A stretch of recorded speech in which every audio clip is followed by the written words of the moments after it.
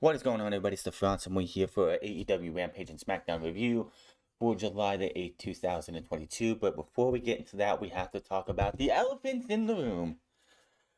The first and obvious one is Sasha Banks and Naomi have been taken off the internal roster for WWE. Nothing has been made official by WWE outside of everything that we've seen for viewer for the dirt sheets and everything. However, on their social medias, they have taken off WWE superstars and have labeled themselves professional wrestlers. The only domino left to fall in the Sasha Banks and Naomi saga is the official announcement from WWE. Now, obviously, with the shitstorm that is Vince McMahon, which we'll talk about here in a second, they are probably trying to get this shit to go down first before they really throw that out there. But they got to say something soon. It's either they are still with us or they are released. You can't just keep holding people. I mean, if they just want to quietly release them and not say anything, you put them off. You take them off the website and you put them into the alumni section. It's getting pretty bad because, as you know, Saraya Knight, aka Paige, has recently left WWE. She is no longer under contract. They let her contract run out. They weren't going to be signing her. I don't blame them. They weren't going to use her for anything, so why keep her under contract? Well, they did a video on YouTube, I think it was like the top 10 best moments in her career in WWE. And on that list was when she made her return in 2017 when Absolution was formed with Mandy Rose and Sonya Deville. In the original clip, it's like, can we please look at the original clip? There's Mickie James, there's Sasha Banks, welcoming Paige back. Paige brings out Absolution, they beat down those two women, and boom, that's how that group started.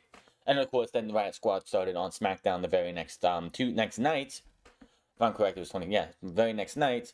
So yeah, but in the edited clip in this top 5, there is no Sasha Banks to be seen anywhere.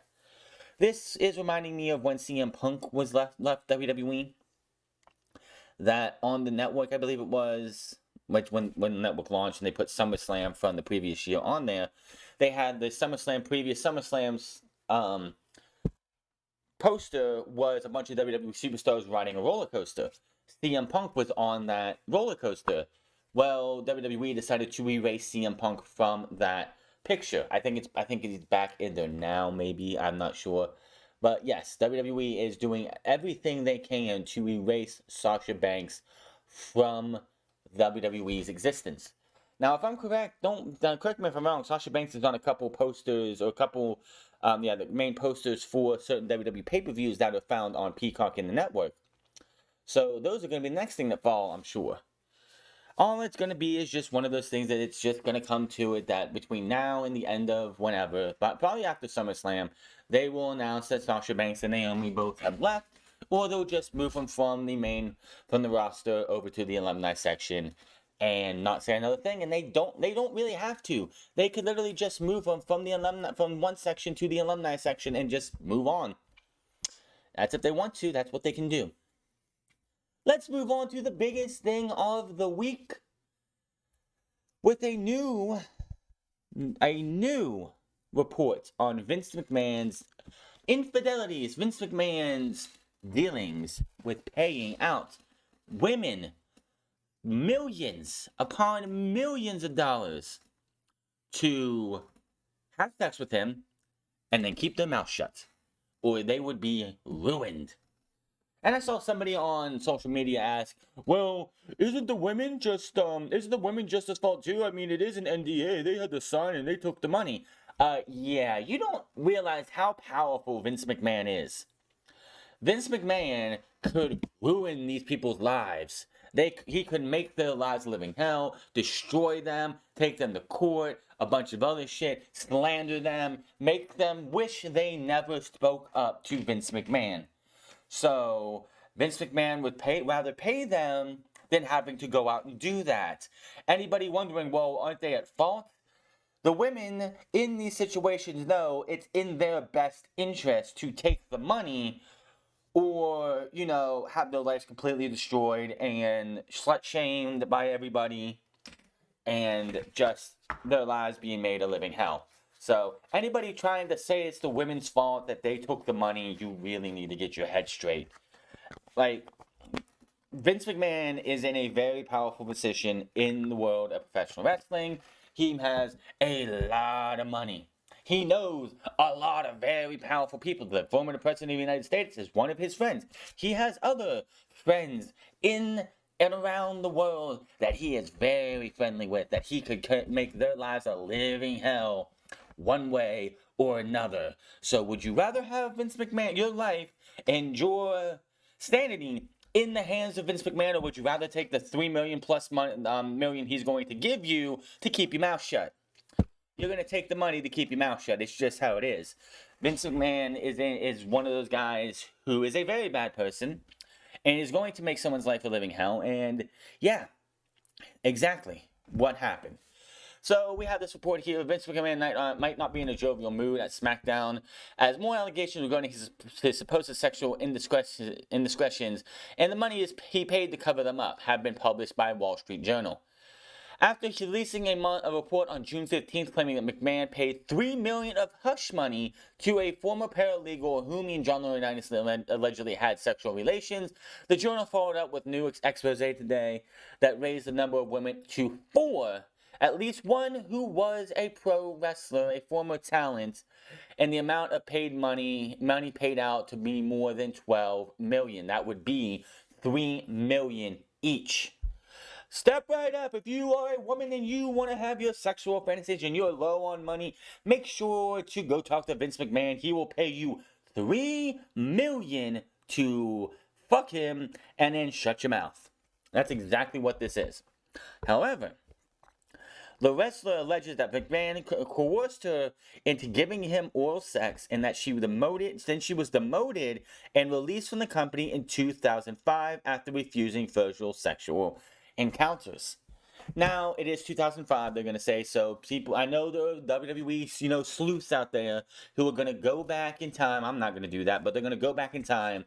They're going to find every single female wrestler from 2005 who was released in that year and try and pinpoint who this is. It doesn't fucking matter who it is. They should have never been put in this position by by their employer.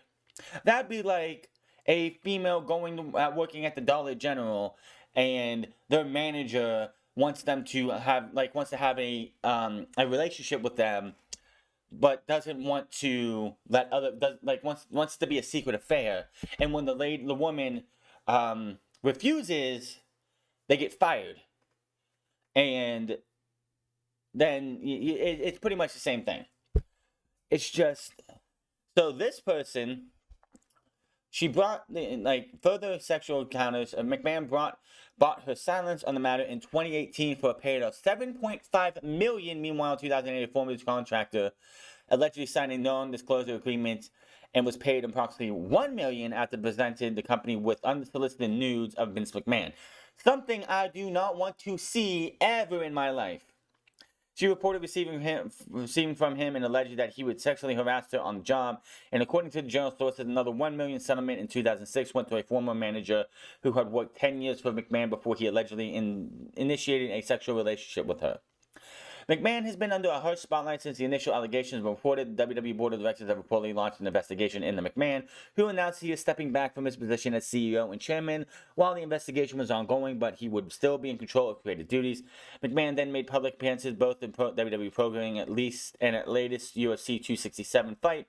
Meanwhile, New York Magazine released an article on June 27 in which former talent Mario Mancini corroborated old allegations that he sexually assaulted Rita Chatterton, who was the first female referee in WWE history. This was back in 1990. Unfortunately, the statute of limitations on rape is up for that. So, yes, it does make Vince McMahon seem a lot worse, and it definitely does shine that light some more. But nothing really can happen with that because of the statute of limitations, which honestly, in my opinion, statute of limitations for rape should be up there with murder. It should be until the person gets fucking caught. I'm sorry. 8 law firms are investigating WWE for potential breach of fiduciary responsibilities to its investors in the wake of the Wall Street Journal bombshell reporting. Here's my thing about this. WWE's board of directors, not Nick Khan, not Triple H, not Stephanie McMahon, they have recused themselves from this investigation. Everyone else is investigating it. The problem I have with this is that it's WWE's board of directors doing the investigating, and not a third party, an independent third party. When this whole we concluded our investigations and we found that Vince McMahon has done no misconduct. He is free to come back and work for WWE again, no problem. I'm sorry, no. Something like this, you should have an independent third party go out there, take all the evidence, all the allegations, everything else, look it over, and then come back with what we need for the answers to which Vince McMahon would probably be out of a job. It's just, I don't know. This obviously, in any other circumstance, you're like, Vince McMahon's done. He's out of here. This is it. This is the smoking gun. Vince is done. He's not going to be, like I said, it's an independent third. It's not an independent third party or an independent, investigator investigating this. It's the actual board themselves. So they're going to come out and be like, Vince McMahon paid with his own money, and we see no other problem, so business as usual. And that's what's going to happen. Anybody thinking as long as the board of directors themselves is investigating this issue is going to go against Vince McMahon, you're out of your mind. Vince is going to be back as CEO by the end of the year, no doubt about it. Maybe next year, but it's just, and the guy's been defiant. This is just this entire thing. It's just Fightful Select is reporting that several WWE staff members had contacted them that the publishing of today's Wall Street Journal article, including some had been quiet regarding the allegations towards McMahon in the past. One source told Fightful they wish they had spoken up sooner and went on to describe McMahon as alternating between no selling the whole thing and he's being defiant as ever. Perhaps more concerning, however, was the source told Fightful that on the aftermath of McMahon's June 17th appearance on SmackDown, which came only hours after the McMahon had stepped down from his executive position, calling the appearance pointless absolutely was. The source said McMahon returned the gorilla position after he shot the short promo and screamed, "Fuck 'em!" In defiance of the allegations, McMahon would, of course, go on to appear on several more Raws and SmackDowns in the following weeks. Of course, he was on Raw this past Monday because of the John Cena 20th anniversary. Fightful also reported that former WWE talent had contacted them after the first Wall Street Journal story and vaguely alluded that another major story regarding McMahon that they believe would come out shortly. The talent confirmed today that said story appeared in today's second Wall Street Journal article regarding allegations of the paid $7.5 million to a former female talent he had coerced into having sex with him, followed by him demoting and firing her when she refused further advances. McMahon's involvement with the former female talent, which reportedly occurred in 2005, was heavily rumored among WWE creative team at the time. Sources told Fightful, while Fightful couldn't confirm whether the writing team knew of the NDA's involvement or the element of conspiracy regarding McMahon, one writer did confirm to them that McMahon used what he characterized as relationship with the talent as an excuse for being late to production meetings, doing so in a half-joking manner. As for WWE head talent relations, John Laurinaitis, sources told Fightful was believed that he'll soon be done with the company. However, it is noted it is expected he will still be taken care of by WWE, which is referred to as a golden parachute deal, which is fucking pathetic. As reported shortly after the first Wall Street Journal article that Laurinaitis had been put on leave from his duties with Bruce Pritchard replacing him. Fightful noted that talent were not allowed to speak about McMahon's allegations publicly. That's not surprising. That's for more reasons people think. It's not just, they're trying to keep it quiet. That's a legal thing. That is more of a legal thing. But have privately voiced frustration regarding the situation McMahon handling of it. Finally, Fightful revealed they had reached out to WWE when even former referee Ryder Chatterton, who accused McMahon of raping her in the 1980s, for comments as the publication neither party has gotten back to them. As this writing is unclear what's next step regarding Vince McMahon's role in WWE, where he remains charged on-screen content, and whether he will appear on Live, which he did not appear on SmackDown, thank goodness. But this guy, and this is the thing, anybody who goes out there, and when Vince McMahon comes out, you're at these shows and you're bowing, you're chanting, you're saying, you're singing "No Chance in Hell." Fuck you. You are part of the fucking problem. You going out there and bowing to this fucking asshole. You singing his fucking song, praising him. You're a part of the problem, and you're okay with everything that Vince McMahon has done. You're okay with this scumbag running World Wrestling Entertainment. You're okay with him having sexual relations with people who he worked with and paying them millions of dollars to keep them quiet. You're okay with him threatening these women with, you better take the fucking money or I'm gonna ruin your fucking life. That's what this is. It's, you take the fucking money or your life is over. You're okay with that. Anybody who goes to these shows and you sing "No Chance in Hell," you bow to this guy, you kiss his fucking ass, fuck you, you stupid motherfuckers, because you're part of the fucking problem, and you're just sitting there saying, hey, Vince is a royal fucking asshole, I'm okay with that. Vince is a scumbag, I'm okay with that. This guy should not be here, and he's running this company into the ground, I'm okay with that. He is a detriment and he is a monster to women, but I'm okay with that. Anybody out there bowing or singing this guy's song, you're a piece of shit, and you should go fuck off. Vince has to go. Vince has to fucking go. There is no reason this guy should be running this company anymore.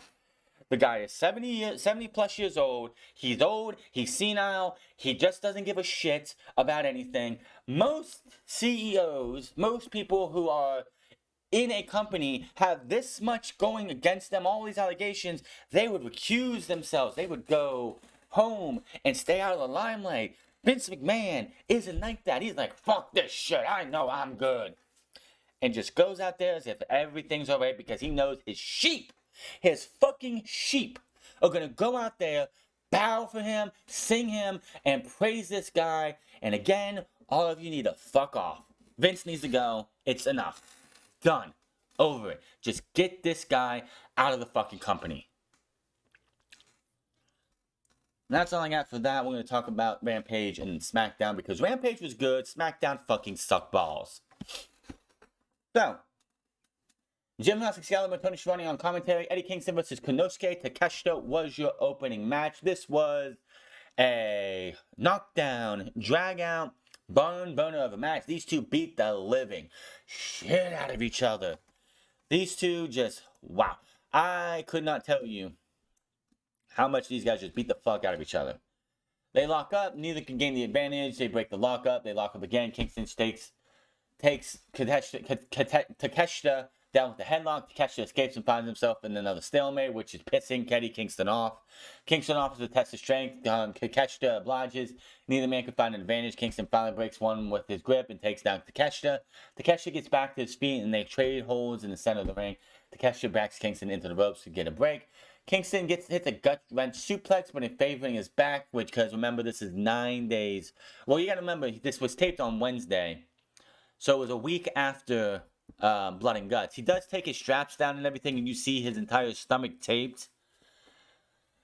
Takeshita replies with a forearm. Hits a gut wrench suplex favoring his back. Kingston chops Takeshita. Takeshita replies with a forearm, and both men trade a couple more strikes and talk to Kingston.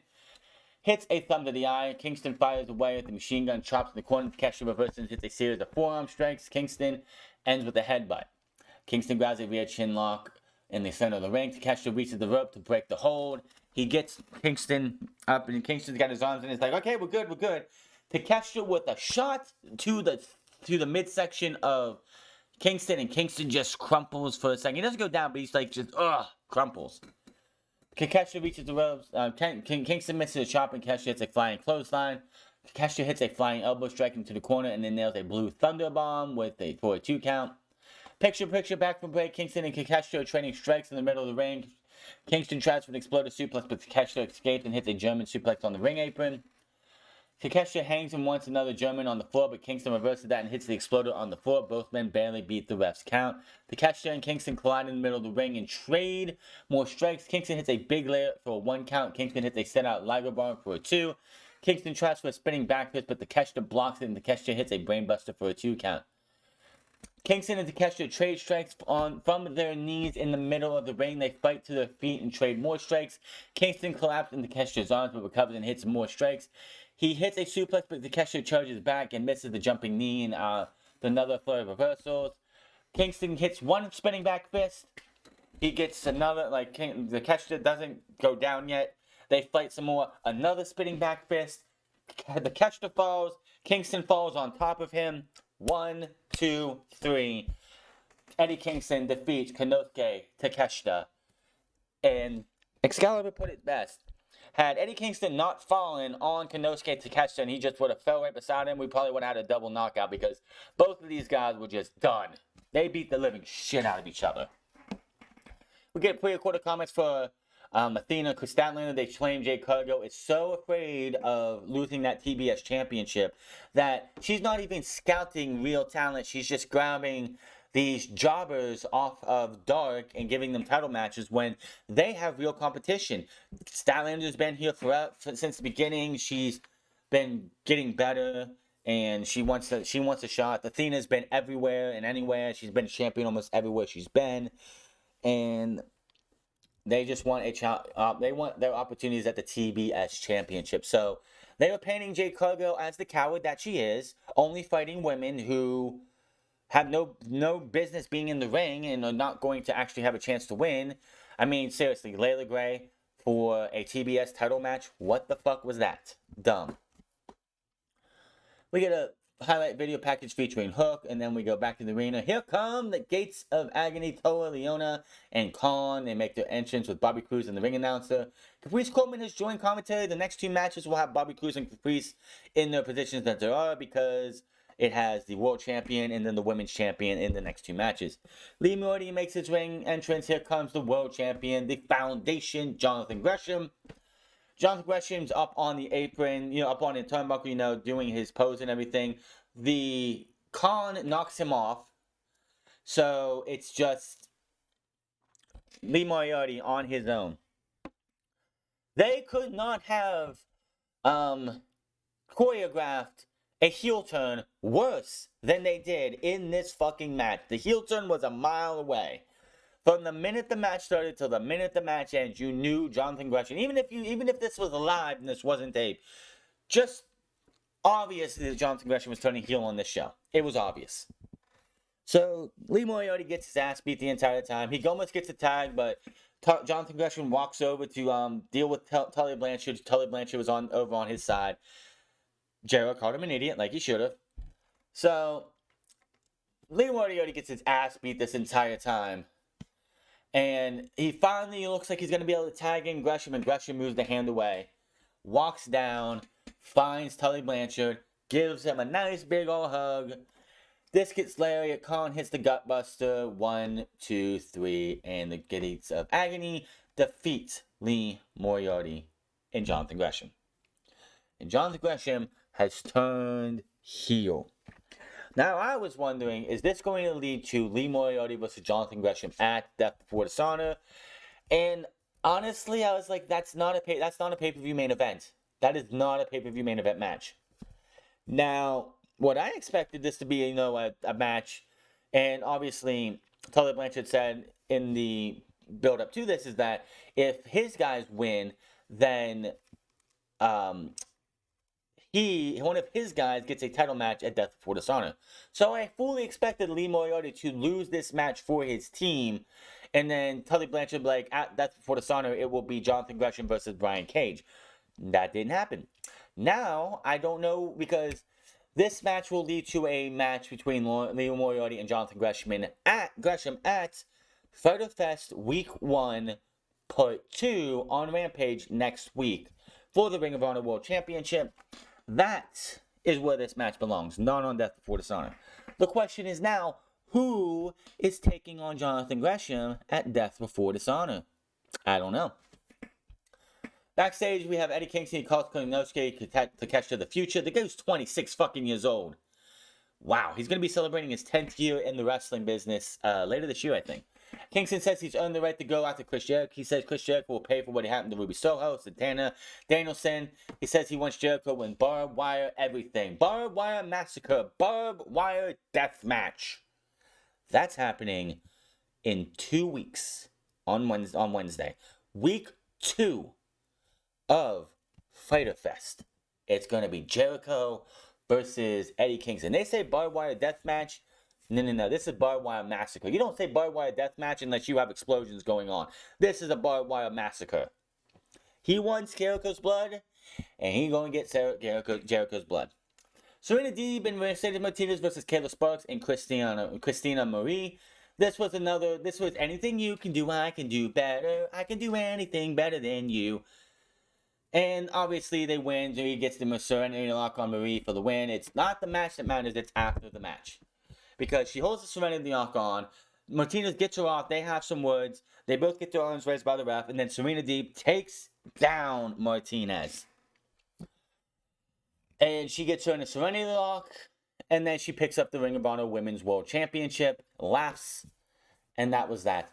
This match is happening at Death Before Dishonor. It has not been made official yet. But I mean, come on. You did all this. You've had these two, Team on Dark and on Rampage, for the last month. At least the last month. It's time to book the match. As soon as this happened, like 2 minutes later or so, Tony Khan should have put up on social, or Ring of Honor should have put up on social. It's official. The Women's Championship. We'll probably hear it on Wednesday. The Women's Championship will be Mercedes Martinez versus Serena Deeb at Death Before Dishonor. I'm all for that match. That's going to be a fucking banger. Backstage, Tony Schiavone is with Greshim and Blanchard. Greshim said Moriarty is not his partner. He said, I signed my contract in March, but I've been sitting at home just waiting for me to be called until I got a call from Mr. Blanchard. And that, how would I not take up this guy's offer? How would I not listen to him? I've been sitting at home doing nothing while this guy's been scheming and building up a plan. And that plan came to fruition tonight. Tony Schiavone then says that next week on Rampage we will get the Ring of Honor World Championship. Blanchard says Blanchard's Enterprise is live as well. They're all going to be there. And it should be a match. It should be a good match. If you want to give these two the second half of Rampage next week and let them go out there and have a 25-minute match, I am all for it. But it's not. It's a TV main event match. It's not a pay-per-view main event match. Lee Moriarty just not there yet, in my opinion. It should be a hell of a match, though. The reason I say that is, like, you should have matches that you want people to buy the pay-per-view for. Lee Moriarty's not there yet. He doesn't have that shine for a main event match on pay-per-view. One day he will. One day he absolutely will. Well, he might be world champion one day in either Ring of Honor or AEW. Doesn't matter. One day. He hasn't had that. He hasn't had that Wheeler Yuta moment yet. Where Wheeler Yuta is the Ring of Honor Pure Champion. He's going to be facing Daniel Garcia at Death Before Dishonor. I could totally see if he wasn't that, and he challenged Jonathan Gresham for the Ring of Honor World Championship at Death Before Dishonor. That I could see being a main event match because Wheeler Yuta has been elevated to that level by Jon Moxley, by Claudio Castagnoli, by William Regal, by Danielson. Lee Moriarty has not had that moment yet. It could come next week. Where he has that moment, it's like, that guy should have been on the pay-per-view. Right now, to me, it just does not feel like it should be a pay-per-view match for the title. Yes, he had Jay Lethal last time. I'm sure him and Matt Sydal will probably be taking on Gates and Agony at Death Before Dishonor. I absolutely can see that happening. It's just, yeah. This coming next Friday is a big match for Lee Moriarty. This is the biggest match of his career, in my opinion. He's getting a world title match on a big stage. Needs to prove people like me who sit there and go, this is where this match belongs. It does not belong on pay-per-view. This is his match to make us all go, make people like me go, you know what? I was wrong. That should have been on the pay-per-view. It doesn't, like, when I saw it, because I read the spoilers, I don't talk about the spoilers, I just want to see it go on. When I saw the spoilers and I saw this turn happen, and I read this turn happen, I was like, they're not going to put these two on the pay-per-view, are they? Because it's just not a pay-per-view match. But next week, I hope that Lee Moriarty goes out there and proves me wrong. We'll just have to wait and see. Back from Big Mark Henry chats with both the guys. We have that going on. Excalibur runs through Spider Fest card. Lexi Nail talks with Lee Moriarty and Matt Sydal. Matt Sydal says Gresham did what it was dishonorable. And Moriarty says next week he'll fight and he'll be taking the Ring of Honor World Championship. Nah. And that's the Eddie Kingston and Jericho will meet in a barbed wire death match, barbed wire massacre, whichever one you're going to go with. On the July 20th episode on Wednesday night, Fighter Fest Week 2, Part 1, and the Jericho Appreciation Society will be suspended in a shark cage. Why? Just put him in a cage on the ring, on the in the middle of the entrance. You know where the Cody Vader is? Just put him there. Just put him in a cage there. They can't get out, and leave it there. Suspending him above in the shark cage tells me they're going to get involved somehow. Tony Nese makes his entrance. Orange Cassidy makes his entrance. We have this match here. This was a really good match. This match in Konosuke Takeshita versus Orange Cassidy versus give me that match actually versus Eddie Kingston were the two best parts of the show. Absolutely, very great match here. Cassidy teases putting his hands in his pocket, but Nese cuts him off and takes him down with a headlock. Nese comes off by the ropes as a shoulder tackle, knock down Cassidy. Cassidy puts his hands in his pocket while he's on the mat. Nese tries to go for a couple leg drops, and Cassidy keeps rolling away. Cassidy connects with the dropkick, hand still in his pocket, and he kips up. Cassidy comes off the ropes, but Nese is quickly into the ring to knock him down with the back elbow. Cassidy grabs a small package, but can't hold on Nese. Some more pinning attempts, attempts also don't get a pin for Cassidy. Cassidy hops the apron and slams Nese's head into the turnbuckle. He climbs up to get cut off as Nese carries him out for a gutbuster on a 2 count. He tosses Cassidy onto the floor. Sterling stomps on Cassidy. Danhausen walks over to chase him off. We go picture-in-picture back from break. Nese, of course, was in control during the entire break. Nese has Cassidy grounded in the body scissors in the middle of the ring. Cassidy kicks out of it. Nese whips Cassidy hard into the corner. He tries for a tilt-a-whirl DDT. This was another story. This was a story thread of the match is that he continues to try for the tilt-a-whirl DDT. Tony Nese stopping him every single time until he got it. He hit him with the Northern Light here for a 2 count. Beats him down in the corner. He lifts him to the top turnbuckle and goes up with him. Cassidy blocks a superplex. Nese pounds on Cassidy in his forearms, but Cassidy fires back and starts to trade strikes from the top. They hit one another at the same time, and Nese falls to the mat while Cassidy slumps to the top turnbuckle. Sterling gets on the apron, and Danhausen pulls him down. He's going to go for the curse. He's going to curse this man, and then Tony Nese rolls. Hits a baseball slide drop kick. Cassidy catches Nese with a crossbody. Nese blocks another tilt-a-whirl by Cassidy, and Cassidy hits a stun dog millionaire and follows with a Michinoku driver for a 2 count. Cassidy goes for the orange punch, but Nese avoids it.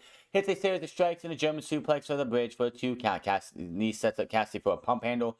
Cassidy reverses it into a DDT. He winds up for a tilt-a-whirl, but he missed the tilt-a-whirl. And then I think Tony Nese tried to go for a suplex, but Cassidy got out of that. He eventually did hit the tilt-a-whirl.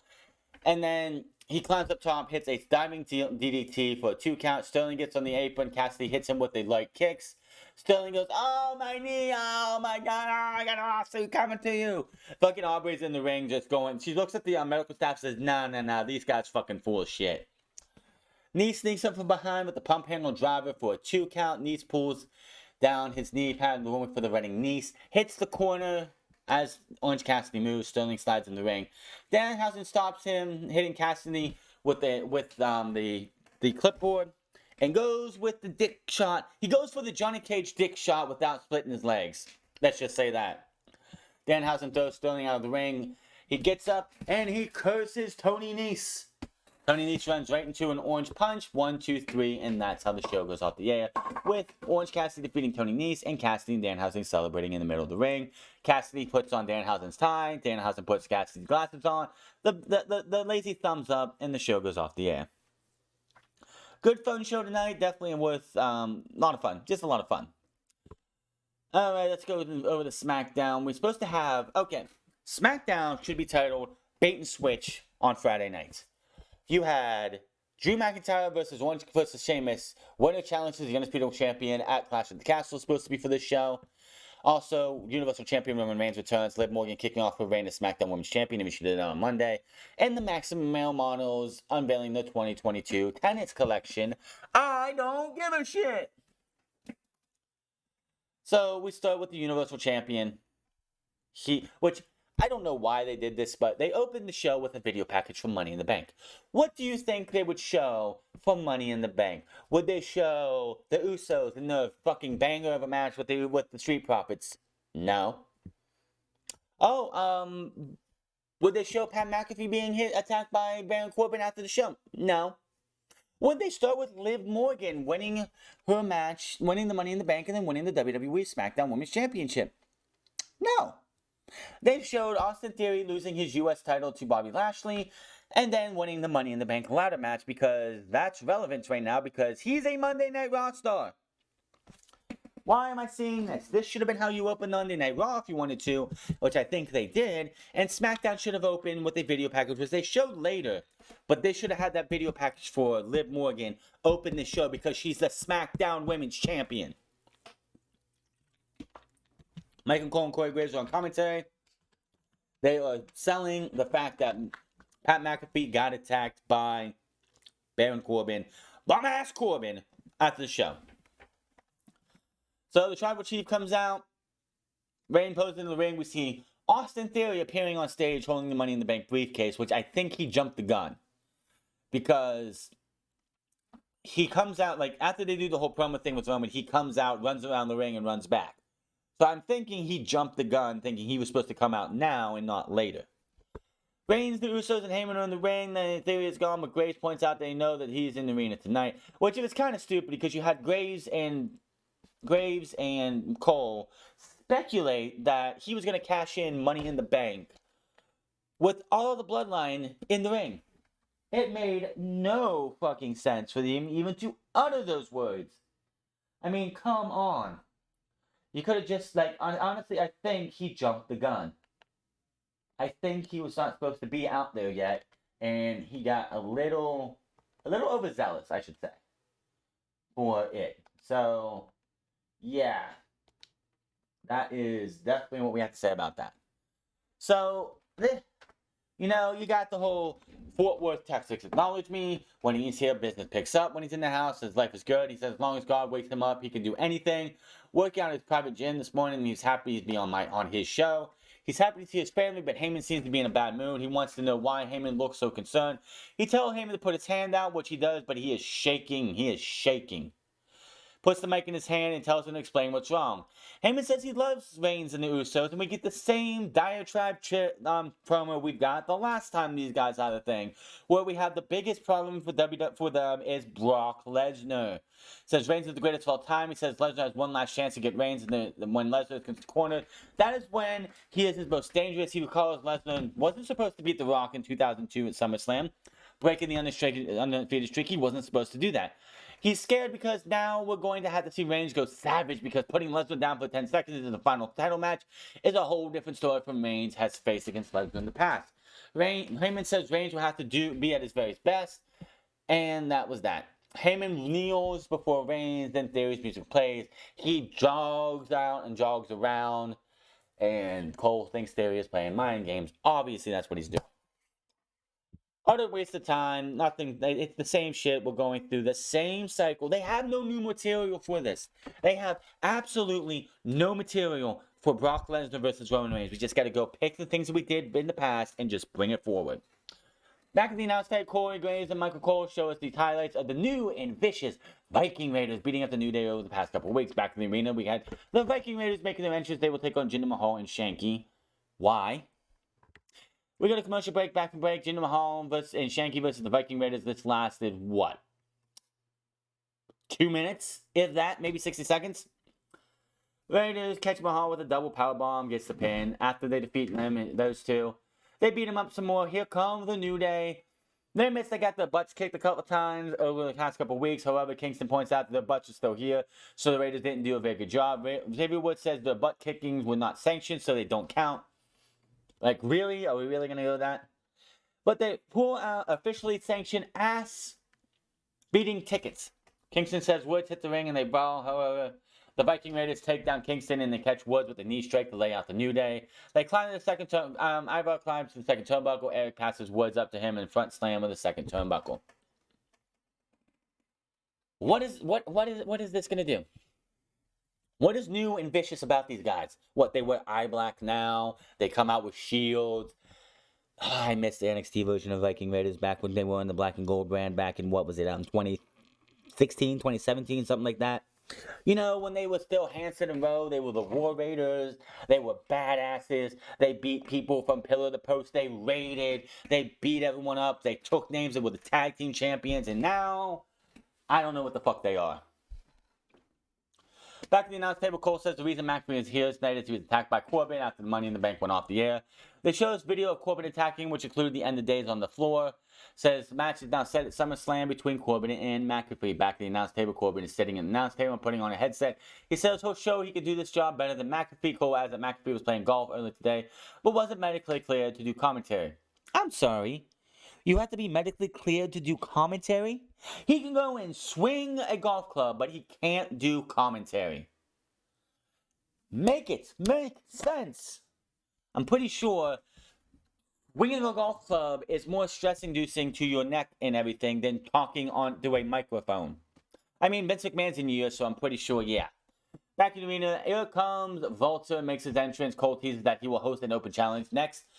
And this is the first of three baked-in switches. In the ring, Marcel Barthel introduces him. He says no one in attendance is worthy of watching the ring general compete tonight. However, it is customary for an Intercontinental Champion to defend his title in an open challenge. I don't remember that happening. It's usually the U.S. Championship, which Bobby Lashley will be doing a U.S. Open Challenge on Monday. Walter takes the microphone and says anyone who would face an opponent he doesn't know is a fool. He says the title match must be earned. Barthel starts talking again, but he's interrupted by Shinsuke Nakamura. Corbin freaks out, starts doing like McAfee, except he's on his back and he's trying to play a guitar. He's being way over the top. Fucking stupid. I can't even do this. Nakamura gets on the mic and says Walter can't keep the title for now. Instead, he challenges Barthel for a match because, and Walter just nods his head. Barthel nods his head, takes his jacket off. We have a match. Went through one commercial break. We came back from break. Kinshasa, not much there. The match was okay. Marcel Barthel doesn't get to really do much. He's more of just, But it's the aftermath. Oh my God. This just shows you how vicious, how cold-hearted Walter is. Barthel is still down. And he's getting berated. He's getting scolded by Walter. He's telling him to get up. Get up. So he gets there. He has to puff out his chest. And Walter just smacks the living shit out of this guy. Tells him to get up again. Get up again. Pulls his arms down. Smacks him in the chest again. Gets up one more time. Tells him to get up one more time. Smacks him in the chest again. You could just see the pain in Barthel's face. It just looks so horrible. This guy is a cold-hearted bastard. And that's the best thing about Walter. Is that this isn't one of those things that I hope it's not. It could be where Barthel's going to keep on doing this for a couple weeks and he's just going to get tired of it and start attacking Walter only to get laid out and their partnership be over. Which would be a fucking mistake, but it's WWE's way of killing Walter. But man, this. I want to see video packages. Of Walter making Marcel Barthel go through drill after drill after drill, punishing this guy for his failure and disrespecting the mat. I want to see that happen. Just show how much of an abusive son of a bitch this guy is. Love it. Corbin departed. Cole sets up the highlight of Liv Morgan winning Money in the Bank ladder match and cashing in on Ronda Rousey to win the SmackDown Women's Championship at Money in the Bank. Back in the ring, and Liv Morgan makes her entrance. She's next, but first we get a commercial break. God, the pop she got. She is over. But I'm going to tell you this right now, everyone. Enjoy the Liv Morgan title run as you can.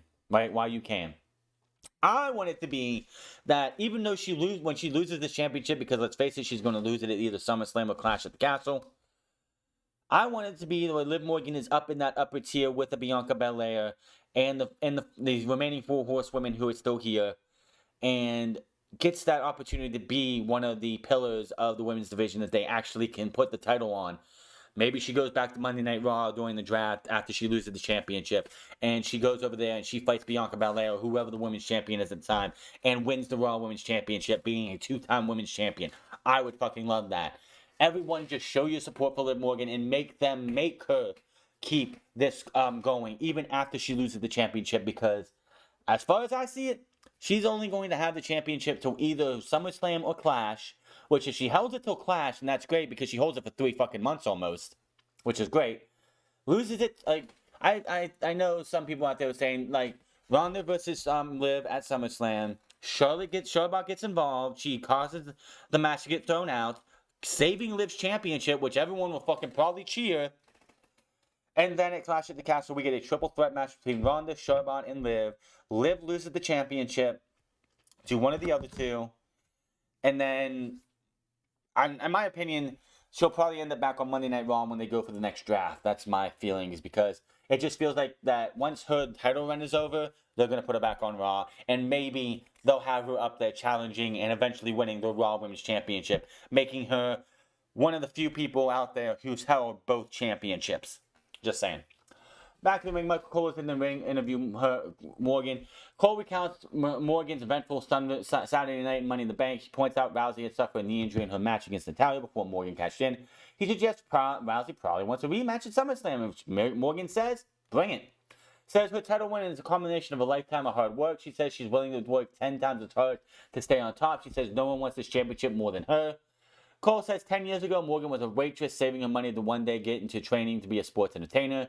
He had to actually catch himself so he could, because it fully looked like he was going to stay a pro wrestler, but he had to catch himself for a mere second and be sports entertainer. Cole says she suffered many setbacks, but now she gets to enjoy the jubilation of her success. Morgan says being a champion means everything to her. She says she's dreamed of it her entire life and sometimes questioned if she would get on top, but never gave up. Before we get to the rest of this, she had many setbacks. When Liv Morgan made her NXT debut, I swear, I've said this before, on one of these, back when NXT was still young and still fresh and new and awesome, she looked like a Carmella ripoff. She looked like, because Carmella was moving up to the main roster, if I'm correct, they wanted somebody in the same vein of Carmella, so they had her come out and she looked like a Carmella, like a carbon copy of Carmella. Then, I don't know why, but when they brought her, Ruby, and Liv and Sarah Logan all together, they put them together as the Riot Squad. Why? I don't fucking know. That shit never made any sense to me. Yes, Liv, Ruby, and Sarah might be like the best of friends. Might be the best of friends outside the ring. Even in NXT, they might have been the best of friends, but it never made sense at the time that you have a punk rocker, a street, a Viking, I could just say, because that's pretty much what Sarah Logan's always been, and Liv Morgan, who was like dressed like a street, like a street performer, like, you know, one of those breakdancing street performers. That's what she was in NXT. She looked like she was just got off of the breakdancing floor, and they matched them all, smushed them all together, and they just didn't feel like they were gonna do anything. So, as we know, they were Riot Squad for years, 17 to 2021.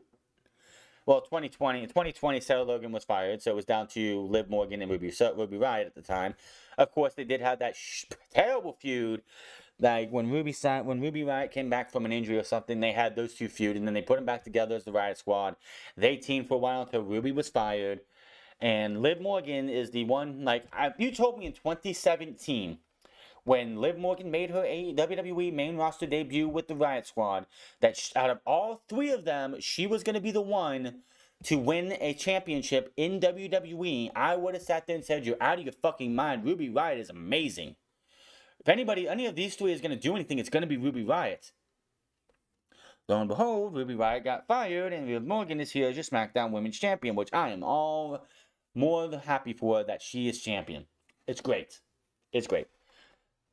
Now, Natalya, of course, makes her, interrupts, says she's dreaming when she was dreaming of when we're finally going to shut up. Says the only reason Morgan is champion is because her and Morgan still in the story will come to end at SummerSlam, because she thinks she's getting the match at SummerSlam. Rousey's music plays, and she makes her entrance, still walking gingerly. Rousey says congratulations on the Liv. She says she enjoyed it because at SummerSlam, she'll find out defending the title is a lot harder than winning the title. Rousey jumped by Natalya, but Morgan comes to her rescue and dumps Natalya. Morgan and Rousey stare each other down in the ring as we go to commercial break. And of course, in this time, Rousey was like, you know what? I might not be dressed to compete. You're in sweatpants and a t-shirt and a jacket. You are dressed to compete. You know, you're dressed as much as you were at the Royal Rumble when you came in and stole whoever's supposed to win the Royal Rumble spot, win. We get Natalya versus Ronda Rousey. This match lasted 2 minutes. I guess when you're not the champion, you don't get that 5-10 minute match. This match lasted maybe 2 minutes. Rousey got her in a leg lock, and Natalya tapped out. What else can you say? Backstage, McMahon interviews Drew McIntyre, says he's been at Cardiff, and he made it clear he's coming for whoever is champion after SummerSlam, whether it's Roman Reigns, Brock Lesnar, or even Austin Theory. He talks about knowing Sheamus for a long time, and he's not concerned about the rest of the Brawling Brutes. Back in the ring, yeah, we're going to skip all this. The Maximum Male Models is absolutely atrocious. This shit fucking sucks. This is doing a disservice to Mansoor and Eli Drake, LA Knight, Max Dupree. These two, Mansoor is a hell of a guy who could be in the mid-carder, and fucking Eli Drake is pretty damn good too. Yes, he can talk on the mic, but he's one of those guys that can talk you into the arena to watch him either, to get his ass kicked. He is a great heel. He is one of those guys that you're going to want to pay a ticket to see some underdog babyface or some babyface wanting to kick this man's ass. And you have him relegated to doing this with a bunch of losers. Mace needs to go. Dio Madden needs to go. He's not going to do anything. Mansoor is only going to do this Maximum Male Model thing until we get to the next Saudi show, and then they're going to have to do something with him because he has to be on the show. I just don't even care. Caleb Braxton interviews Theory, says he's here to let Reigns know that he's always watching. He says he prefers to cash in on Brock Lesnar at SummerSlam, but he'll cash in on Reigns too.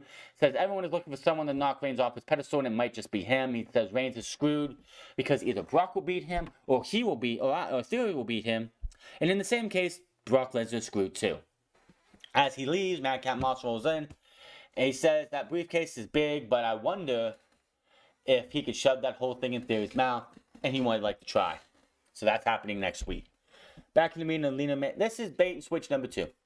We get told that we're going to get a tag team match with Aaliyah and Lacey Evans versus Shotzi and Shayna. Leah makes her way to the ring. We go to commercial break. We come back. Out comes Lacey Evans. She had her finger behind her ears wait a minute. Turns around, goes back out, comes back and just runs out and is like, yeah. And wait, one more time. Goes back out, comes back in, and just goes to walk, takes her jacket off, grabs the mic, cuts a heel promo, says this is disgusting. That's the best you can do for me? I'm a war hero.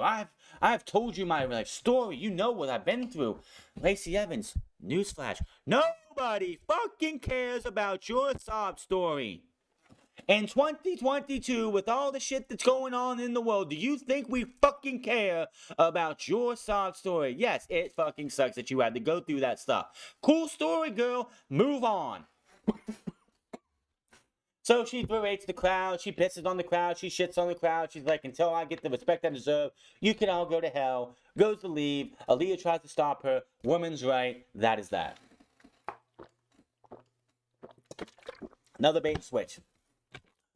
We're supposed to get an open challenge for the Intercontinental title. Nope. It's gonna be a different match. We're supposed to get a tag team match here. Nope. Nope, not at all.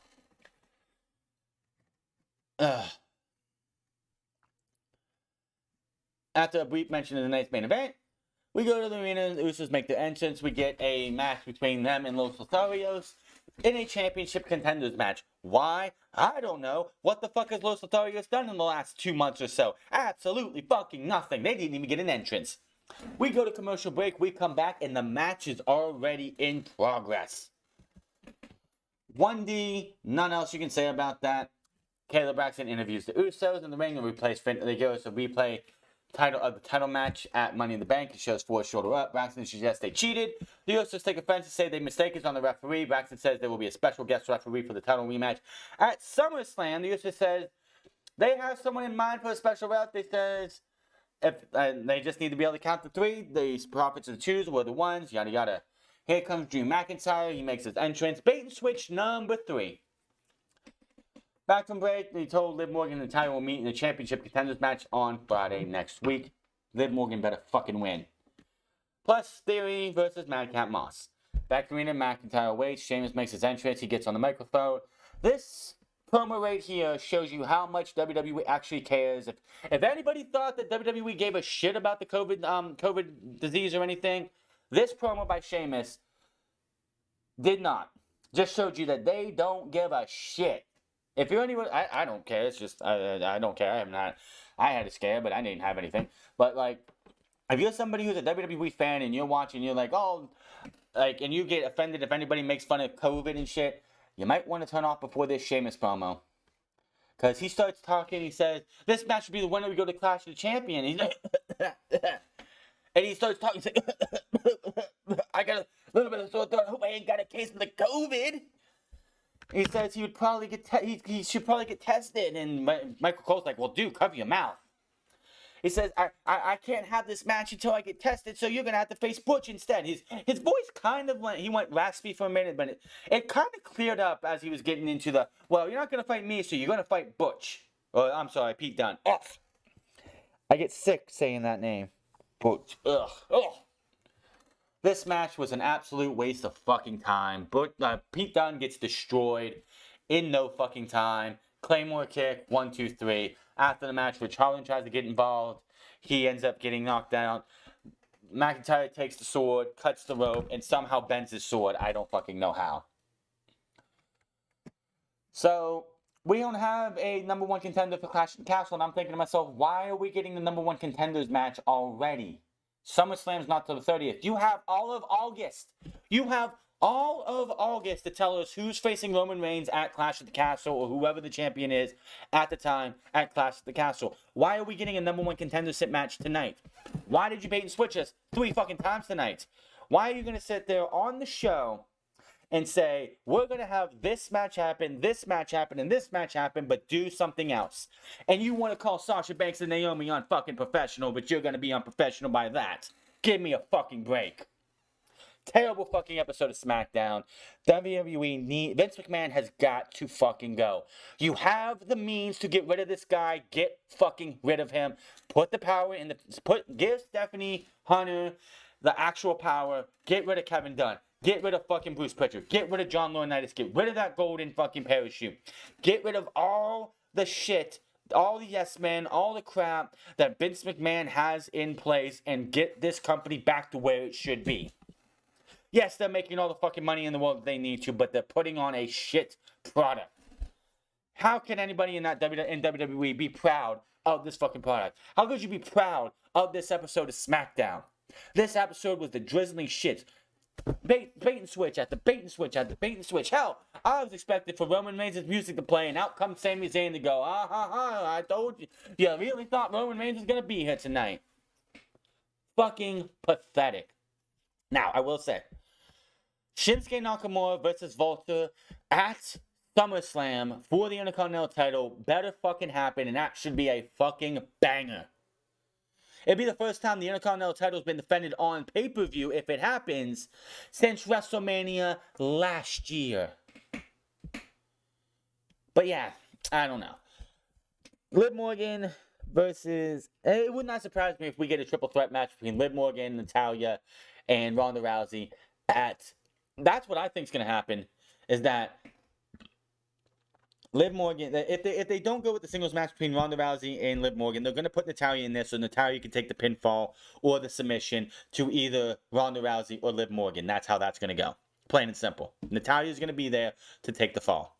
If they go singles match, then Sherlock can make a return and screw over Ronda, have the match thrown out, give Liv Morgan a full actual 2 months of having the championship, and we go from there.